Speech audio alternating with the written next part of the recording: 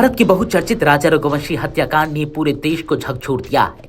जहां एक तरफ पुलिस की जांच में हर दिन चौंकाने वाले खुलासे हो रहे हैं, वहीं अब इस पर धर्म और समाज के मंचों पर भी चर्चा शुरू हो गई है। इसी क्रम में प्रसिद्ध धार्मिक वक्ता और स्वयं को दिव्य शक्ति से जुड़ा बताने वाले बाबा बागेश्वर यानी कि धीरेन्द्र कृष्ण शास्त्री ने ऑस्ट्रेलिया के सिडनी में प्रवचन के दौरान इस घटना पर चुटीली और तीखी प्रतिक्रिया दी।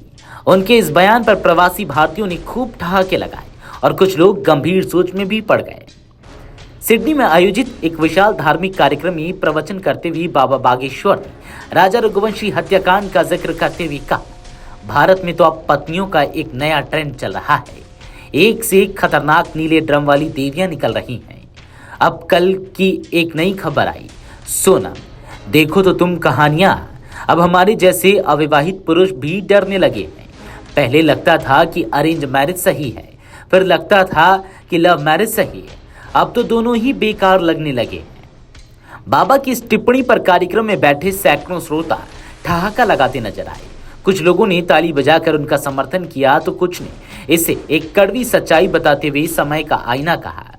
इसके बाद बैठे श्रोतागण में से किसी ने बाबा से कुछ सवाल किया। उस पर बाबा बागेश्वर ने जवाब दिया कि लुगाइयों के सामने ना तो बुद्धि चलती है न शक्ति। उनकी इस बात पर सभा में बैठे लोगों ने जोरदार ठहाके लगाए। कुछ युवकों ने सही बात है बाबा कहते हुए सिर भी हिलाया। राजा रघुवंशी हत्याकांड केवल एक आपराधिक घटना नहीं रह गया है, अब यह सामाजिक विमर्श का मुद्दा बन चुका है। इंदौर निवासी राजा रघुवंशी की पत्नी सोनम ने शादी के 12 दिन बाद ही अपने प्रेमी और उसके दोस्तों के साथ मिलकर पति की हत्या करवा दी। जांच में यह भी सामने आया कि सोनम पहले से ही अपनी प्रेमी राज से संबंध में थी और शादी के बाद उसे रास्ते से हटाने की योजना शादी से पहले ही बन चुकी थी। इस घटना ने सामाजिक संस्थाओं, विवाह की पवित्रता और विश्वास की बुनियाद को हिला दिया है। सोशल मीडिया से लेकर प्रवचन मंच तक इस विषय पर खुलकर बहस हो रही है। बाबा बागेश्वर की टिप्पणी नीले ड्रम वाली देवियां दरअसल उस हालिया वायरल घटना की ओर संकेत देती है, जिसमें एक महिला ने अपने पति की हत्या कर शव को नीले प्लास्टिक ड्रम में छिपा दिया था और अब सोनम केस में हत्या के बाद उसकी एक्टिवा को 25 किलोमीटर दूर छोड़ दिया गया, जो नीले रंग की थी। इन दो मामलों को जोड़ते हुए बाबा ने पत्नियों के बढ़ते अपराध पर कटाक्ष किया और यह जताने की कोशिश की कि आजकल के विवाह संबंधों में विश्वास की जगह छल और लालच ने ले ली है। आपको बता दें कि 22 मई की सुबह राजा और सोनम किराए की स्कूटी लेकर घूमने निकले, लेकिन सोनम ने राजा से पहले अपने साथ लाई लगेज को रास्ते से हटाया ताकि कोई सबूत न मिले। नौंगरियाट गांव से 30 किलोमीटर पहले सोनम ने स्कूटर रुकवाई और एक गेस्ट हाउस की तरफ इशारा किया। राजा ने स्कूटर रोकी तो सोनम ने कहा कि यहाँ रूम ले लेते हैं, लेकिन झरने तक लगेज लेकर उतरना आसान नहीं होगा। राजा ने पहले लगेज डिक्की में रखने की कोशिश की, लेकिन जब सोनम नहीं मानी तो राजा गेस्ट हाउस में गया। तब कोई रूम खाली नहीं था। राजा ने रजिस्टर में एंट्री की और दोनों लगेज वहां रख दिए। उससे पहले राजा और सोनम ने कपड़े व अन्य जरूरी सामान डिक्की में रख लिया। तब सोनम ने अपनी लाल रंग की जैकेट भी उतार कर डिक्की में रख दी थी। इस दौरान उसने प्रेमी राज को अपनी लाइव लोकेशन भेज दी थी। राजा ने 23 मई को सुबह 6 बजे होम स्टे से चेकआउट किया।